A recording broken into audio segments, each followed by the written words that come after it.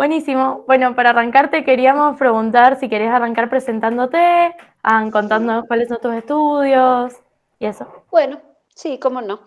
Mi nombre es Beatriz García, soy astrónoma, investigadora del CONICET y trabajo en astrofísica de altas y bajas energías en diferentes proyectos. Nosotros nos especializamos en trabajos con rayos cósmicos de ultra elevada energía, por eso estoy relacionada con el Observatorio Pierrot, pero también hacemos búsquedas de sitios para instalar nuevos observatorios y de la mano de esas búsquedas es que ahora estamos involucrados en el proyecto CUBIC, que es un instrumento especial, parece un telescopio pero no es, que pretende encontrar una determinada fluctuación, variaciones en la radiación de fondo cósmico, que es el resto fósil remanente del Big Bang, del nacimiento del universo, que estos días, ayer estuvo en casi todos los diarios, porque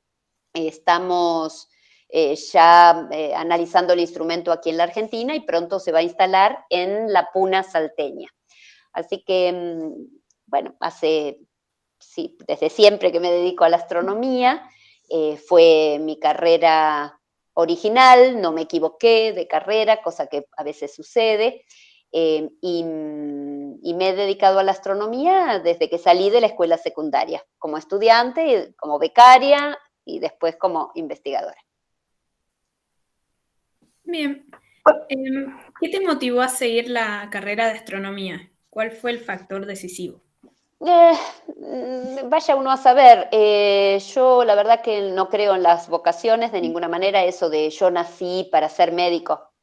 No, las personas han nacido para hacer cualquier cosa que quieran en algún momento y tienen todo el derecho de equivocarse también en lo que creen es aquello a lo que se quieren dedicar.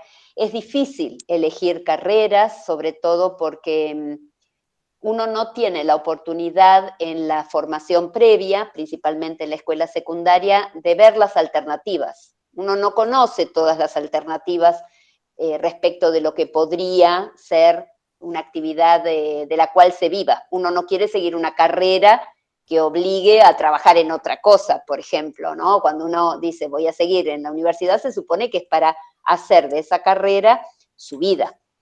Y con el tema de las ciencias, si ahora es complicado, cuando un joven dice, ay, voy a seguir una carrera científica, ya en la casa empiezan no sé, poner un plazo fijo para que viva de los intereses en el futuro. Eso no es cierto, uno puede vivir de una carrera científica. Imagínense hace un montón de décadas cuando yo dije, bueno, capaz que una carrera científica está bien. Hay bastante oposición en general, pero el país tiene la capacidad de formar y de recibir científicos. Ahora, yo no tenía muy claro nada. Las personas que dicen, yo estoy convencido de que esto es así, bueno, puede ser, las personas somos todas diferentes. A mí me gustaban las ciencias naturales en general, me gustaba tratar de entender de qué estaban hechas las cosas, tenía gusto por la química, a pesar de que no teníamos muchos laboratorios cuando yo fui a la escuela, no se hacían muchos trabajos prácticos, experimentales, era raro, pero sí recuerdo una vez que una profesora de física, a la que yo no le entendía nada, yo nunca entendí física hasta que entré a la universidad, nos llevó a un laboratorio en una universidad, yo en esa época estudiaba en el Colegio Nacional de Bahía Blanca, nos llevó a la Universidad Nacional del Sur y por primera vez yo vi un contador Geiger. Y nos explicó de qué se trataba. Ahí sí se desenvolvía bien la profe, daba clases horribles, pero evidentemente era una persona que trabajaba en ciencia y eso fue muy esclarecedor y muy interesante. Y recuerdo también otra experiencia un poco anterior, cuando nos llevaron en la escuela primaria y teníamos que optar por una modalidad secundaria, a una escuela muy linda, muy conocida en Banfield, en el Gran Buenos Aires, en donde había un laboratorio de física. En esa época había laboratorios de física en las escuelas secundarias, y nos mostraron diversas cosas, pero lo que a mí me quedó absolutamente grabado es un disco de Newton. Es un disco con el cual uno puede obtener luz blanca a partir de los colores del espectro. No es fácil, en general, con los colores en un disco obtener el blanco, pero con ese disco era perfecto y lo recuerdo muchísimo. Fue así como un impacto muy grande. Yo tendría 12 años, imagínense. Entonces esas cosas a mí me gustaban, ver experimentos y darme cuenta de que pasaban cosas cuando uno mezclaba sustancias, eso siempre me gustó. Y por otro lado me gustaba la literatura, es decir, leía mucho. Cuando yo era chica no había nada para ver en la televisión, es decir, no había nada. Ahora es otro siglo, es otra época, todo ha cambiado. Es decir, uno no tenía distracciones, no había internet, no había tele, no había nada, ni teléfono por poco. Y yo leía bastante, leía mucho, y me gustaba la mitología. Entonces, de la mano de la mitología estaban las historias que estaban representadas en las constelaciones, así que había como un vínculo por ese lado, y por otro lado estaban los fenómenos naturales. Y a mí me pareció, y creo que fue bien, solo que yo en ese momento no lo sabía, que la disciplina que podía juntar todo era la astronomía. En términos generales estaba en lo cierto, pero cuando entré a la universidad era pura matemática y física. Y, y al principio fue como un poco duro porque la física que se estudia en la escuela secundaria está muy mal dictada, entonces uno la verdad es que no sabe física. Y la matemática que se ve en la escuela secundaria no sirve para casi nada, excepto para, bueno, ir al supermercado, que no te embromen con la cuenta de sumar en la verdulería y cosas por el estilo, pero no es la matemática que uno necesita para estudiar la naturaleza. Entonces, fue como todo nuevo y fue como un cimbronazo ahí, mucho más grande que de la primaria a la secundaria, que fue bien, yo nunca tuve problemas en la secundaria, pero ya en la universidad fue como el cimbronazo hasta que me acomodé, pero uno se acomoda rápido, si es que le gusta lo que está haciendo, y uno se da cuenta rápido también si esa carrera es para uno o no. Entonces mis recomendaciones siempre están relacionadas con eso, a la gente joven. Bueno, si en el primer cuatrimestre te va todo mal y estás a disgusto, repensá la carrera, porque a pesar de que haya dificultades, uno se da cuenta si va por buen camino rápido. No esperar a que le falte una materia para abandonar, cosa que he visto también, mucha gente abandona en el último año y no se recibe, y uno dice, pero qué locura. Claro, pero hay una presión para que uno siga una carrera a veces muy grande.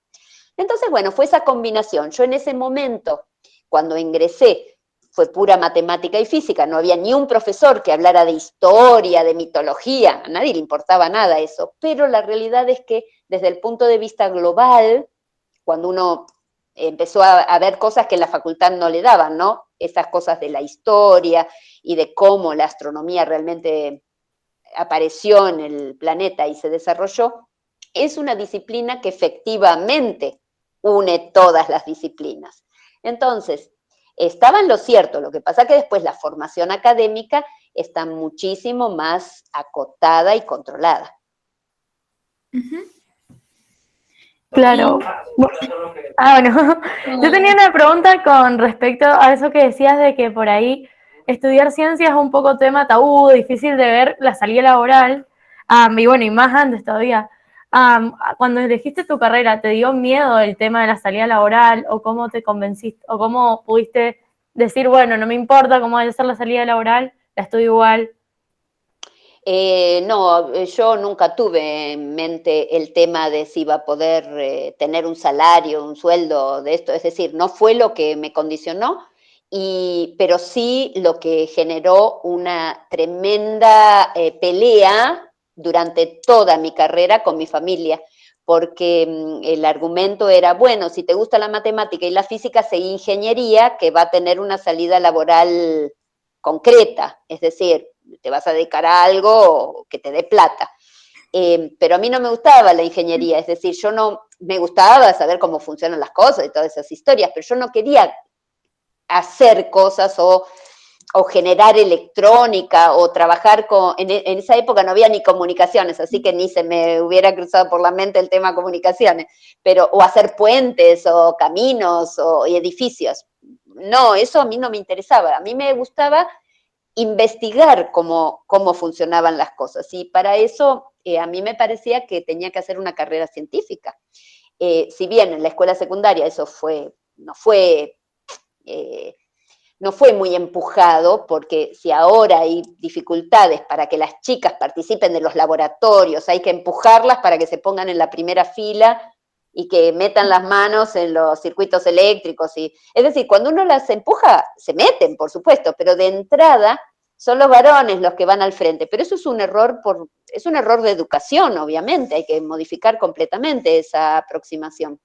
En general, el docente prefiere a alguien que tenga iniciativa, que más o menos se dé maña sin que el docente tenga que hacer mucho, y si las chicas se quedan piolas y dejan que los demás avancen, que es una característica también de las mujeres en el sentido, bueno, si te querés matar ahí, hacelo, y listo, chau. El docente no se va a estar preocupando todo el tiempo de que todos participen. Entonces, cuando yo iba a la escuela tampoco se preocupaban de que todos participen, ¿eh? Los que metían mano eran los varones, en general siempre fue igual, y encima en la casa esto de seguir alguna carrera que no fuera tipificada como una carrera para las mujeres, bueno, qué sé yo, generaba dudas. En mi caso fue una pelea de todos los años de estudio, porque ni bien uno entra, uno se da cuenta cómo son las cosas, en el sentido de en una carrera científica no te podés recibir en 10 años, te tenés que recibir pronto, tenés que optar una beca, enseguida te lo cuentan, toda esta historia, ni bien entras en las carreras científicas, te cuentan, el camino es este, si vos seguís este camino, te va a ir bien, vas a poder conseguir la beca, después vas a hacer la tesis de doctorado, si te va bien vas a entrar a la carrera del investigador científico, es un camino más o menos conocido. Si haces las cosas en determinado tiempo y forma, el camino lo podés seguir. Y como no hay tantos egresados, vas a conseguir trabajo. Ahora, cuando yo entré, no lo sabía, pero sí sabía que había que recibirse rápido o lo más rápido posible y no tener aplazos. Eso es lo que yo sabía, de entrada. No es como esas carreras que uno lo aplazan 20 veces y da lo mismo. Nadie te va a pedir tu título cuando te contraten para hacer una casa. A mí me preocuparía, por ejemplo, que hubieras reprobado las físicas, porque, a ver, ¿qué cálculos haces? A ver, ¿se me va a venir el techo abajo? Pero, bueno, hoy en día no preocupa nada porque los ingenieros, aunque tengan 200 aplazos, usan simulaciones y software que ya tienen todo arreglado y no importa cómo le fue. Pero en las carreras científicas no tenés que tener aplazos, la mínima cantidad posible, por lo menos. Y eso implica que hay que estudiar todo el tiempo. Y si estudias todo el tiempo, no podés trabajar. Entonces, en mi casa, obvio, me financiaron la carrera, pero era una pelea cotidiana para poder viajar. Yo vivía en Lomas de Zamora y estudié en La Plata, había que viajar todos los días, no había tantos medios de transporte, los medios de transporte eran un desastre, así que era como medio complicado. Y recién cuando me recibí, que conseguí un trabajo como ayudante docente rentada de primera, es que me pude independizar. Entonces, fueron como 5 años durísimos de por qué no seguís otra carrera todos los días. Todos los días. Y bueno, no, a medida que yo avanzaba, la verdad que las cosas se ponían más y más interesantes y me parecía bien. Pero sí, fue como complicado porque la principal oposición es en la casa y después están todos los prejuicios personales, ¿no? Y capaz que no, mejor sigo otra carrera. Y está después también el tema económico, por supuesto. Hay carreras que no se pueden seguir en cualquier lado. Entonces, si yo me tengo que mudar o desplazarme, se hace difícil. Y ahí uno también balancea qué va a hacer. Hace lo mejor que puede dentro de cuáles son los límites en los que se ve ahí acotado.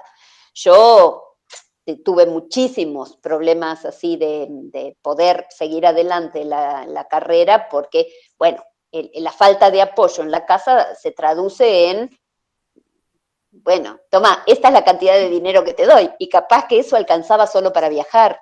Entonces, ese tipo de cosas a veces existe, y bueno, hay que enfrentarlos. A veces es más fácil, a veces es más difícil, y a veces es imposible. Yo eso lo entiendo. Pero, bueno, cada persona tiene una realidad diferente. Uh-huh. Mencionaste que había como una especie de estereotipo sobre la mujer en ramas científicas. ¿Te sentiste alguna vez en tu carrera discriminada o fuera de lugar? El que diga que no, miente. Todos fuimos discriminados, nos sentimos fuera de lugar, nos vimos involucrados en los chistes machistas que muchos hacen y uno tiene que empezar a parar el carro, como digo yo. Cuando yo era más joven era difícil, a veces uno se callaba. A medida que uno va creciendo se da cuenta de que no vale la pena callarse, porque el callarse empeora las situaciones, no es que las arregla, pero sí. Sí, yo cuando ingresé en la carrera era la única mujer, no éramos muchos, éramos pocos, después el número de estudiantes aumentó en La Plata en astronomía, pero cuando yo ingresé éramos creo que 7 alumnos y yo era la única mujer, y bueno, no tuve mayores problemas con esos compañeros, estábamos todos muy chicos, qué sé yo, era una carrera no tan común, en general no tuvimos problemas entre nosotros, pero sí, había esto que les digo de, bueno, vamos a observar con el telescopio en determinado momento a la noche. ¿Y vos vas a venir? Yo era la única que podía llegar a tener problema para ir, no sé por qué. Y sí, a la hora de poner las manos en el telescopio eran los varones, y uno, la verdad que era todo el tiempo, bueno, yo también quiero, y quiero probar, y quiero hacer las cosas. Y después de grande, o más grande, o ya recibida, también en los grupos de investigación este tipo de cosas se dan un montón, y ahora, bueno, ahora hay protocolos de buenas prácticas y de comportamiento y cosas por el estilo. ¿De dónde creen que salen esos protocolos de comportamiento? Sino del hecho de que antes era un desastre.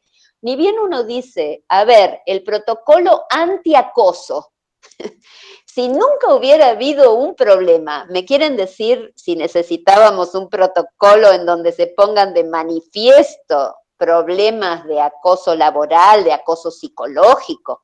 Psicológico, a la orden del día. El tema de denigrar, de decir, no, vos no porque no servís y cosas por el estilo, pero una cosa súper común.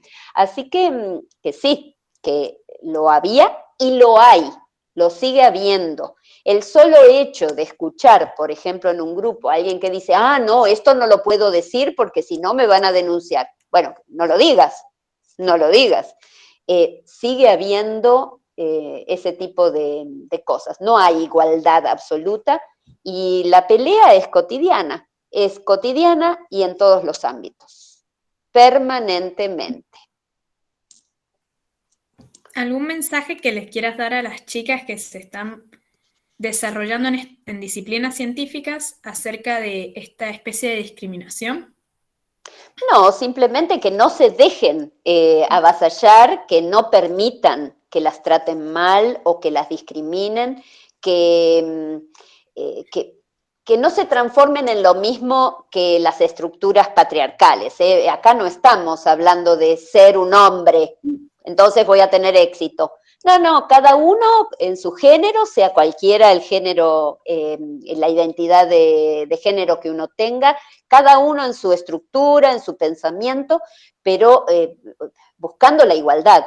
Si existiera la igualdad, no tendríamos que hablar de estos temas. Cuando la gente me pregunta, ay, pero los feministas, yo no soy feminista en el sentido de haber sido formada en grupos feministas, he leído, por supuesto, textos asociados con la lucha de la mujer, que es bueno leerlos, por supuesto, saber lo que pasó antes. Recuerden que hace menos de 100 años la mujer en este país no votaba, no tenía derecho al voto siquiera, que la mujer para la iglesia era considerada no humana, sin alma.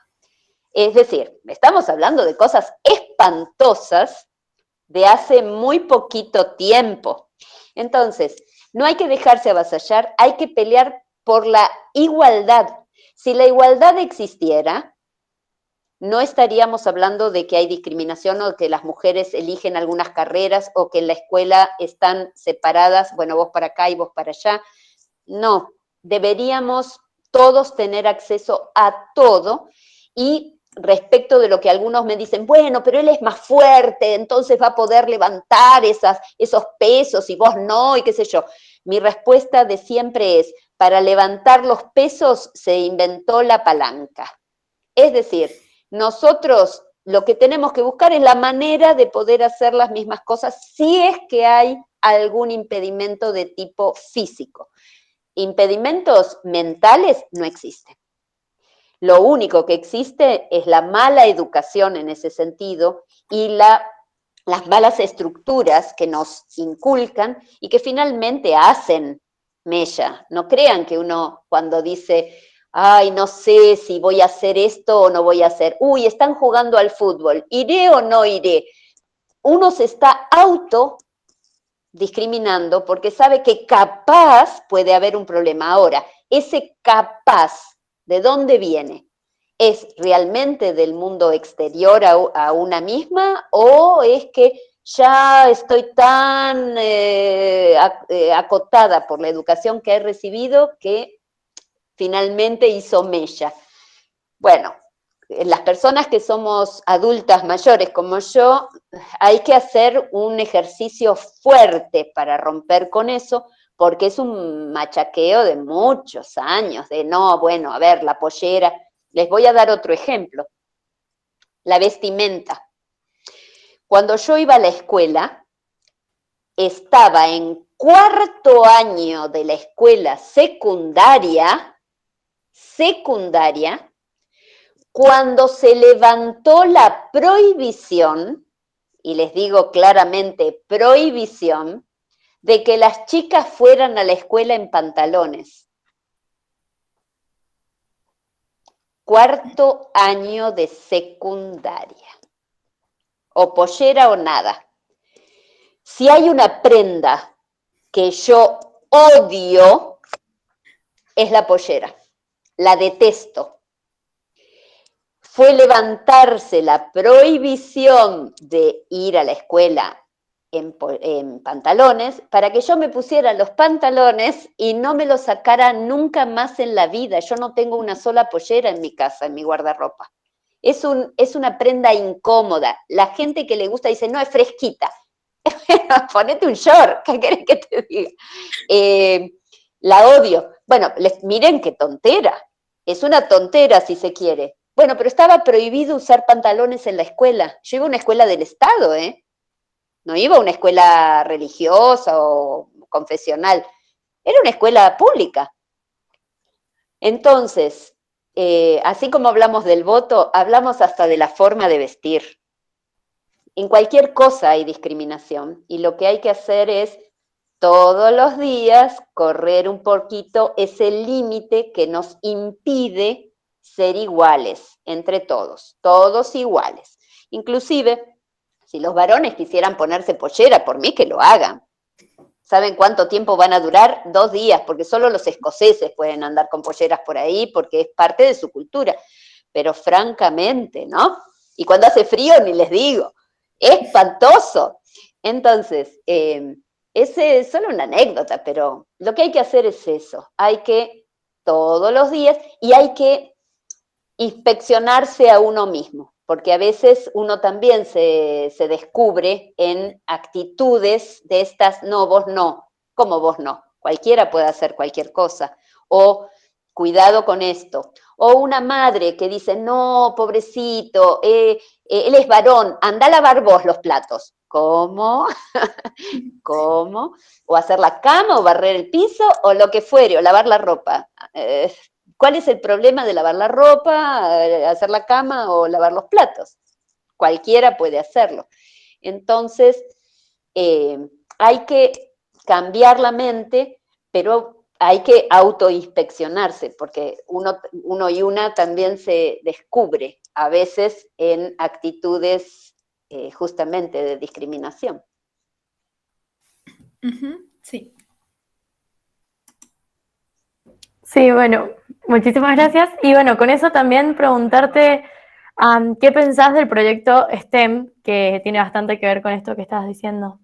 Absolutamente, sí, casi todas bueno, en los colegios, a nivel educativo en general, se apela a que las mujeres y las chicas en general, esperen que no sé qué me pasa acá, que las chicas y mujeres, ¿estamos todavía conectados? Sí. Ah, ok. Participen más de las actividades relacionadas con la ciencia y la tecnología. Eso está perfecto. Y en las organizaciones científicas, tanto nacionales como internacionales, ese tipo de propuestas y proyectos también se apoyan muchísimo porque, primero, que a las chicas les interesa, si no les interesara por ahí daba lo mismo, pero les interesa, y segundo, porque se necesitan más mujeres en ciencia, precisamente porque no somos todos iguales, somos iguales en el sentido de las oportunidades, de las puertas que se abran, de las capacidades para desarrollar temas. Pero la diversidad de género implica también diversidad en la aproximación a la investigación, a los estudios, a las conversaciones, a todo, a la actividad en general. Y entonces estamos estimulando dentro de lo posible y desde todos los ambientes en donde uno tiene participación a que las chicas se den cuenta de que la ciencia y la tecnología también es para ellas, que no es algo privativo de los varones, sino que es para todos y que se animen.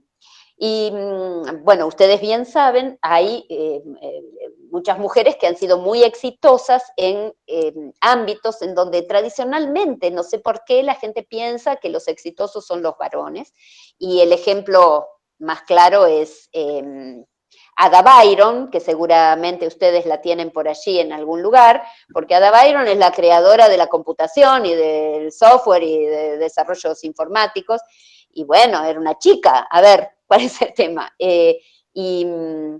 Y por eso también en este tipo de propuestas a nosotros nos gusta mucho hacer la historia, ¿no? Mostrar todas las mujeres exitosas a lo largo de la historia que tuvieron una importancia fundamental en el desarrollo de muchas disciplinas. Por ahí, la gente solo la conoce a María Curie, que no me gusta decirle Curie porque ese era el nombre de su marido, María Sklodowska era su nombre de nacimiento. Lamentablemente, para salir de Polonia se tuvo que casar. Ese fue el trato con Curie. Bueno, para irme de Polonia, la única manera de ir a investigar a Francia es con el casamiento. Si no, no salgo de mi país y mi familia no me deja salir. Una cosa espantosa. Bueno, María Curie es la única científica en la historia que ganó 2 premios Nobel en distinta disciplina, en física y en química, y cuya hija también es premio Nobel. Es una cosa muy impresionante. De manera que la gente la conoce probablemente más a ella que a ninguna otra, pero hay muchas mujeres así exitosas que marcaron un antes y un después y que deberían ser más recordadas y que son ejemplos para las demás. Sí. Yo considero que dentro de tu disciplina sos muy destacada porque es muy inusual que haya una mujer en el estudio de rayos cósmicos Y me gustaría que nos contaras un poco cómo es tu trabajo diario. No es tan insólito. En la colaboración en el Observatorio Piaget no somos una cantidad enorme de mujeres, más o menos sigue el porcentaje tradicional, ¿no? De entre un 20% de mujeres. En algunas disciplinas hay un poco menos, en algunos países hay un poco menos. Eh, en general, en términos internacionales, es el 10% nada más. Pero en Argentina, tanto en física como en astronomía, hay más mujeres. En astronomía somos el 50%. Es decir, hay muchas mujeres que trabajan en astronomía. En física es el 30%, pero es bastante en términos generales, ¿no? Internacionales. Y en Piaget hay un montón. Ahora, bueno, un montón. Hay argentinas, está Teresa Dova, Analia Silis, es decir, van a encontrar por ahí un montón o varios nombres de mujeres que trabajan en rayos cósmicos. El trabajo es el trabajo tanto de las mujeres como de los hombres, es el mismo. Depende en qué área estás vos trabajando, tendrás que trabajar con datos experimentales o no. Nosotros trabajamos con datos experimentales, pero no los adquirimos de la misma manera que los astrónomos tradicionales que usan telescopios. Los datos del observatorio son las partículas que vienen del espacio, que llegan a la superficie y son detectados con los detectores del Observatorio Piaget, los tanques, detectores de superficie, y una especie de telescopios, porque tienen espejos, pero no son como los astronómicos, que observan la fluorescencia atmosférica. Cuando el rayo cósmico llega a la Tierra, genera una lluvia de partículas secundarias, esas interactúan con el nitrógeno atmosférico y producen fluorescencia. No la ve el ojo humano, pero con los detectores adecuados uno lo puede detectar. Llegan los datos y uno tiene una base de datos con un montón de datos. Hubo gente que desarrolló softwares para analizar los datos y uno lo que busca es determinar la energía con la que llegan esas partículas subatómicas, la dirección de arribo y estamos analizando la masa de la partícula, qué tipo de partícula es. Y bueno, con esa información lo que se hace es tratar de ajustar las observaciones con modelos teóricos. La ciencia es una especie de combinación entre teoría, predicción, experimentación y verificación del modelo. Eso es lo que se llama método teórico, método científico en general. Y eso es lo que hacemos, tratar de combinar lo que vemos con la teoría, si no ajusta, ver qué cosas de la teoría por ahí no están tan bien, si ajusta la teoría, verificar los modelos, y esa es la ciencia. Todos los científicos hacen más o menos lo mismo. Parten de un modelo o parten de la observación, pero siempre hay un modelo detrás, y bueno, es una combinación entre hipótesis, predicción, datos y verificar la hipótesis o la teoría. Y eso bueno, haces todo el tiempo estás trabajando en eso. Y después tenés que escribir los papers y publicar, tratar de publicarlos y que te los acepten. Publicar no es fácil porque pasás por una serie de referees, de revisores, y bueno, y van y vienen los trabajos hasta que todo el mundo está más o menos conforme, y bueno, y escribís informes y por ahí das clases, es decir, es una vida en donde estás trabajando todo el tiempo. Eso, visto en perspectiva, es un poco diferente a otras actividades en donde uno, no sé, trabaja de 8 a 18 o de 8 a 16 y se fue a la casa y se dedicó, no sé, a mirar Netflix. Nosotros también miramos películas y hacemos de todo, pero estamos como mucho más tiempo involucrados con la actividad de la profesión, más tiempo que otras personas. Inclusive probablemente yo hará corte con ustedes y me ponga a hacer algo, no me cabe duda que me voy a poner a hacer algo, y hoy yo empecé antes de las 8 en una videoconferencia, es decir, es como que estamos así todo el tiempo trabajando en lo nuestro de alguna forma, y creo que son más horas que lo que hacen otras, o lo que se hace en otras actividades humanas. ni mejor ni peor, es un estilo y algo en el que uno finalmente se formó y sigue adelante, ¿no? Está bien, nadie se queja, ay, tengo que trabajar ahora todo el tiempo. Y si hay que hacer observaciones, trabajar de noche, cosa que ocurre cuando uno hace astronomía más clásica probablemente, bueno, uno trabaja de noche y ya está, y observa toda la noche y después duerme de día, y bueno, se va acomodando. Sí es una actividad humana, cultural, no típica, en el sentido de esto que les comento, ¿no? Que estamos todo el tiempo imaginando cosas, ideando cosas, modificando cosas, construyendo cosas, no con nuestras propias manos, pero sí en el marco de grupos interdisciplinarios. Es el otro tema importante en ciencia, que el científico solo, aislado, estilo Galileo tampoco estaba aislado, eso que estaba aislado es medio relativo. No, las disciplinas científicas requieren de muchas otras personas. En los grupos hay ingenieros, hay diseñadores, hay especialistas en software, es decir, hay mucha gente que contribuye a lo que uno hace. Y eso también es interesante de la ciencia, la interdisciplinaridad que cada día es mayor porque la especialización es cada día mayor. Entonces se necesita de mucha gente que colabore para conseguir cosas, para instalar observatorios, para producir datos. Y eso también hace de esta disciplina algo, de la ciencia en general, algo interesante, algo interesante. En ese sentido, hay que decirles a las mujeres que una de las características de las mujeres es que por ahí vemos más el conjunto de cosas que una sola cosa. En general, los hombres se focalizan en un tema y van por ahí, y nosotros estamos todo el tiempo viendo como la película completa. Y por otra parte, una cosa que también es importante, en los grupos de trabajo liderados por mujeres, hay más mujeres.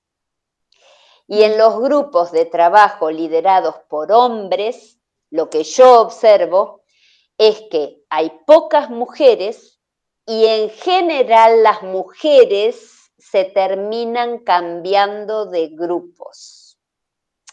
Ese es un tema que habla de lo que ustedes me preguntaron, de la discriminación. ¿Por qué una mujer que inicia su carrera en un grupo de investigación, muchas, pero muchas veces se cambia de grupo? Si uno debería sentirse cómodo y protegido y más o menos, bueno, parte de ese grupo. El hecho de no importar cambio tiene que ver con este tema de no sentirse reconocida en muchos grupos.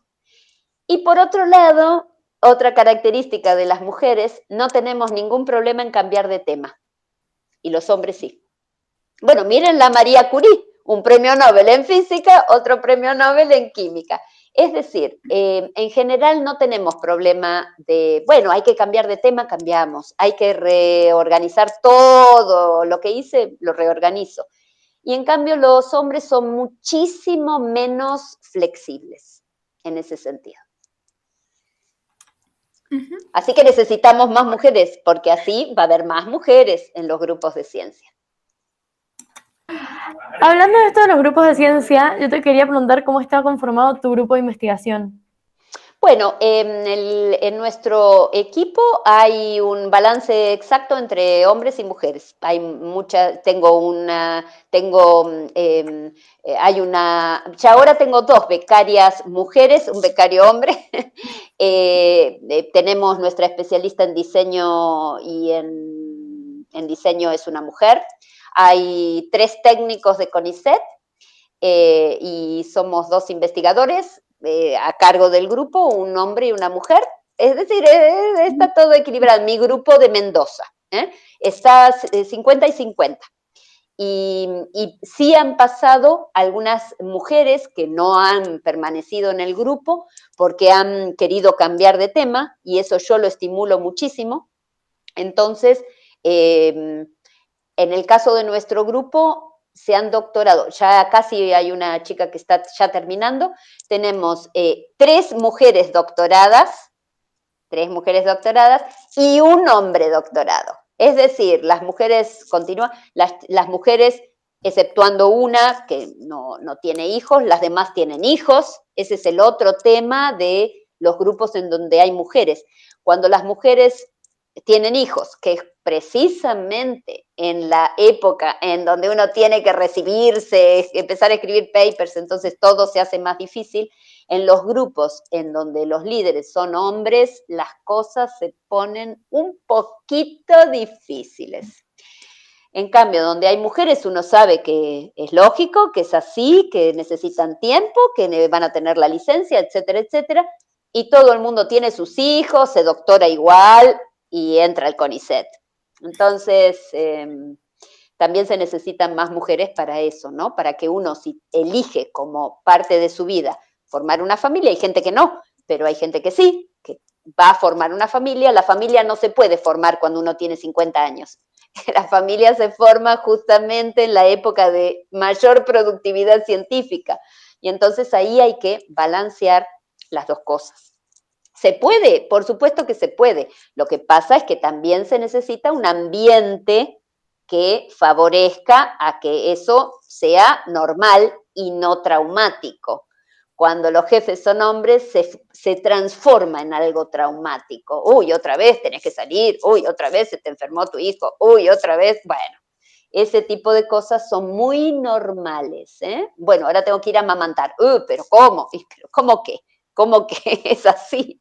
Entonces, también eso es algo que hay que trabajarlo mucho con los varones, ¿no? Ahora hay cursos de capacitación, concientización y cosas por el estilo.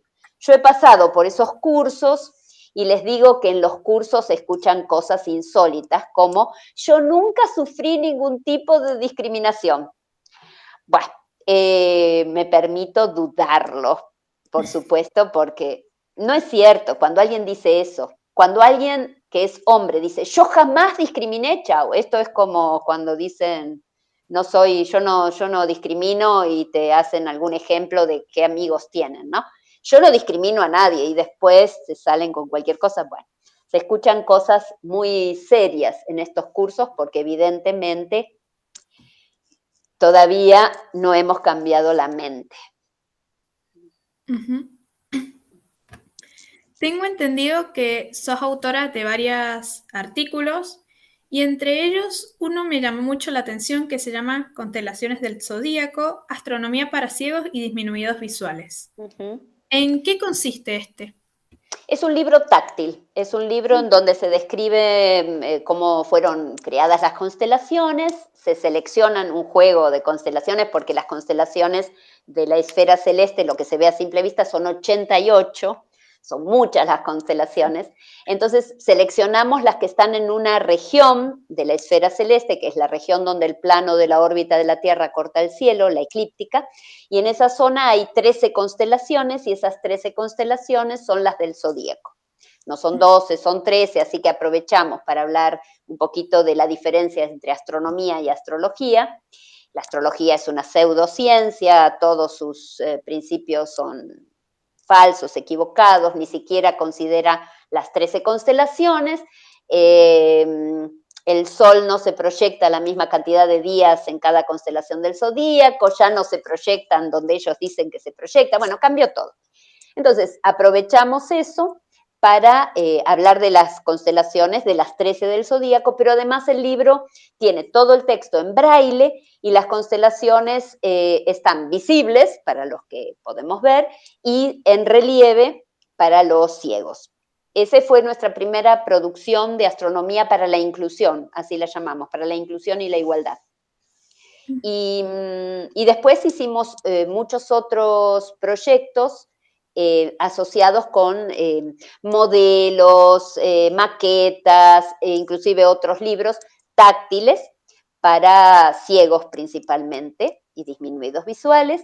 en distintos temas. Ese fue nuestra primera aproximación, fue muy lindo, el libro quedó muy bien y todas las actividades nuestras de astronomía para la inclusión, que son algunas para educación y difusión, pero también hay algunos desarrollos para digamos, el aprovechamiento, más que el aprovechamiento, para la inclusión de gente que ve disminuido alguno de sus sentidos, en el mundo de la ciencia. La astronomía es una disciplina netamente visual. Entonces, si uno tiene dificultades con el sentido de la vista, está como excluido. Bueno, una de mis becarias, que ya está terminando su tesis doctoral, está haciendo un desarrollo principalmente de software para sonorización de datos astronómicos, que permitan a la gente con discapacidad visual poder hacer investigación científica. No solo con el propósito de una muestra, una exhibición en museos o cosas de divulgación, sino hacer investigación, detectar señales, analizar espectros.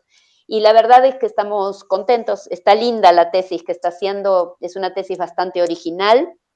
Hay pocas personas trabajando en inclusión desde el punto de vista de discapacitados.